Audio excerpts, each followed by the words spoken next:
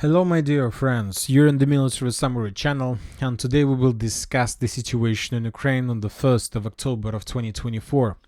Today we have lots of very interesting updates, so let's start. And of course, the most important updates are coming from the south Donetsk direction. We are talking about the stronghold of Vuhledar, and according to information we have, we can make a conclusion that the stronghold of Vuhledar has fallen. The Russians, as a result of offensive operation, managed to establish complete control over the territory. Furthermore, the Russians managed to secure, and the only thing we are waiting for is the official report from the Ministry of Defense of Russian Federation, because despite the significant number of videos from the entire Vuhledar, from the western, from the northwestern, from the south and from the central with the Russian flags, we still haven't received the main thing. We still haven't received the report of the Ministry of Defense of Russian Federation, which most likely the Russians are planning to make tomorrow. Anyway, the city of Vuhledar has fallen. The Russians captured the territory, but I would like to point your attention that according to my understanding of the situation, the city, the citadel of Vuhledar, was captured by the Russians either yesterday or the day before yesterday. I'm making this conclusion based on few things. First of all, I'll remind you that yesterday, on the 30th of September, the sources reported that Ukrainians dismissed the commander of the 72nd Mechanized Brigade.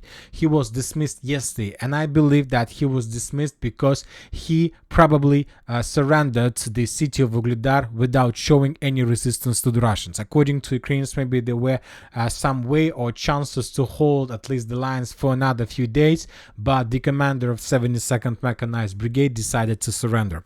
Furthermore, we have another important piece of news that confirms that most likely the Russians captured the city of Vuhledar the day before yesterday.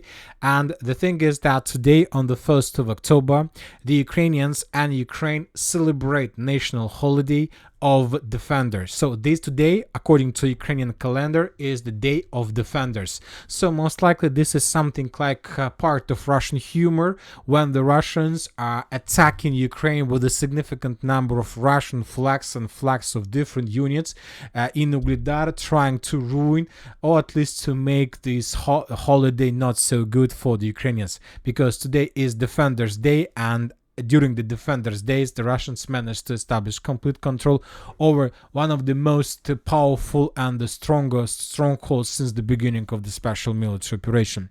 So this is the situation. We have colored the territory in Russian favor, and we can continue receiving updates, and we continue receiving updates that as a result of offensive operation, the Russians managed to improve their positions even further deep inside the territory of Ukraine, and currently there are very heavy clashes on the outskirts of Bogayavlenka. We got different mappers update. I'll remind you that just yesterday, pro-Russian sources reported that as a result of clashes, the Russians established significant control over significant number of fields, fortifications and territories around the village of Bogayavlenka, and today we got some changes on the ground, some map changes according to different mappers. Russian attack in the direction of Bogayavlenka was confirmed by pro-Ukrainian mappers and was confirmed by neutral mapper. Furthermore, if we believe these two updates, then most likely the Russians managed to establish complete control over these facilities that located to the northwest of this mine south Donbas mine number 3.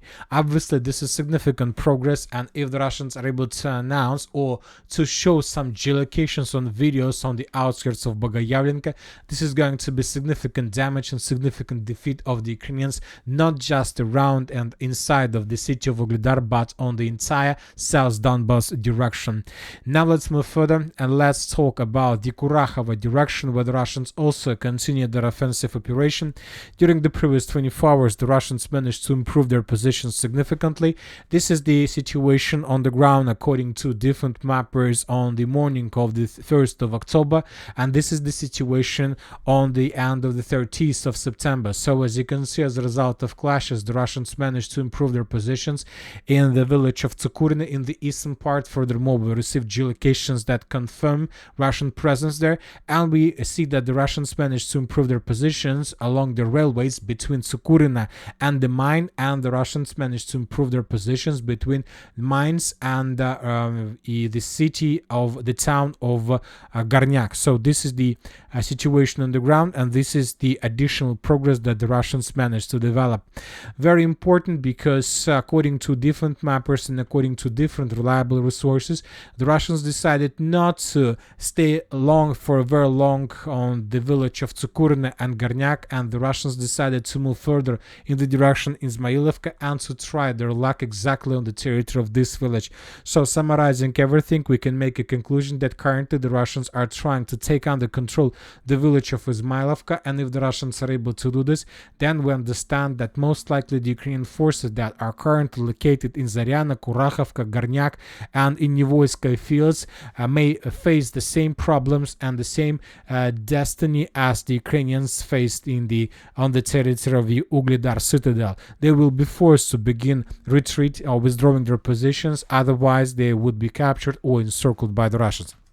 Another important thing that I would like to point your attention about the city of Vuhledar, despite a significant number of videos with flags all over the entire territory of the citadel, we still haven't received even a single video or geolocation that confirm the destiny or the significant number of prisoners of war of the 72nd Mechanized Brigade. Just before we start making the video, some Russian sources began publishing reports and posts that Ukrainians began leaving the basements of the buildings with the white flags, trying to surrender to the Russian forces. Maybe tomorrow or the day after tomorrow we're going to receive some numbers, some clarifications regarding the number of Ukrainian prisoners of war in the Battle of Vuhledar. Now let's move further and let's talk about the Selidove direction. The Russians during the previous 24 hours managed to improve their position significantly. The Russians moved further in the western direction from the mine of Novgorodskaya III, and the Russians improved their positions in the southwestern direction towards Selidove itself. Significant progress that was confirmed by different geolocations. For example, in this video we can see 3 Russian vehicles that were moving towards the Ukrainian positions that were attacked by the Ukrainian FPV drones of 68th Jaeger Brigade. As a result of these counterattacks, some Russian vehicles were damaged and destroyed. Based on this video, we have adjusted the map in Russian favor. Now it's become clear that the Russians are planning to encircle Selidove by attacking their positions from the north in the direction of the southwest and from the south in the direction of northwest. So if the Russians are able to get as close as possible to the village of Vyshneve, Selidove will repeat the destiny of Bakhmut. Now let's move further. Since during the previous 24 hours we haven't received anything special from the Pokrovsk and Mirnograd regional directions.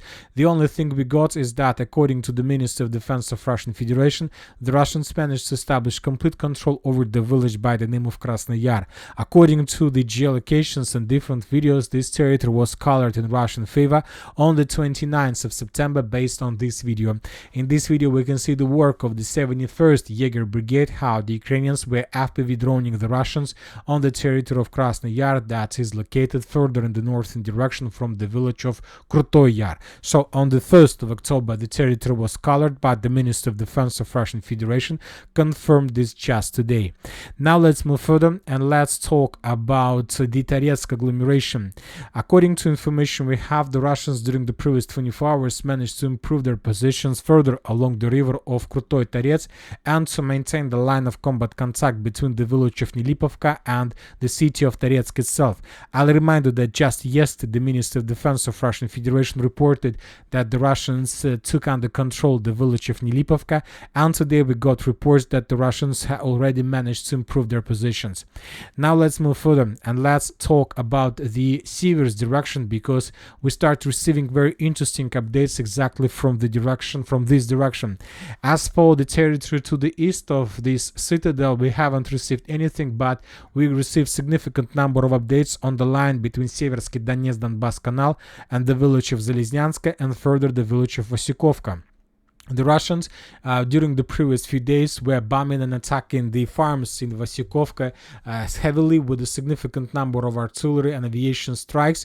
And all these attacks reminds me the artillery preparation before further attempts to attack exactly in this direction. And the most important, that if we increase the numbers of updates since the beginning of September, we're going to see a very big activity either of both of the Russians and Ukrainian forces between the village of Zelezhnyansk and Minkovka. So something tells me that during the next few weeks, the Russians will test Ukrainian defense in this direction with the purpose to attack the Ukrainian group of forces on the territory of Siversk from behind. So once again, something tells me that the Russians may try to attack the Ukrainians in the direction of Kalenovki with the purpose to encircle the Ukrainian forces in Siversk, or at least to force them to fall back. Furthermore, don't forget that currently there is a very big activity of the Russians along the Zhiribets river, and according to information we have, according to different mappers, both pro-Ukrainian and neutral, the Russians managed to improve their positions on the line between the village of Nevskaya and Yampolovka. So this is additional Russian progress on the ground. For now, we haven't received anything that can confirm this, but most likely we're going to receive additional updates in the very near future. Now let's come to the north in Kupiansk direction, and we got a very important update.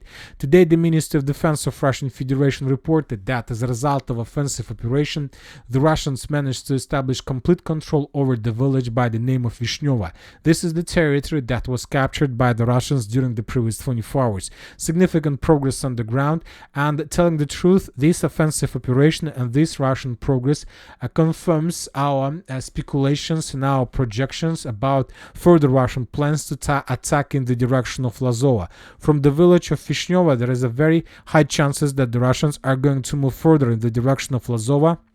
At the same time, the Russians will try to improve their positions on the line Krakhmalne, Pishane, and also in the direction of Lozova. So the Russians will try to attack the Ukrainian positions in these fields from the north and from the southern direction with the purpose to force the Ukrainian forces that are located in these fields to fall back. If the Ukrainians don't fall back from these territories, they will be encircled by the Russians, and this is going to be another cauldron.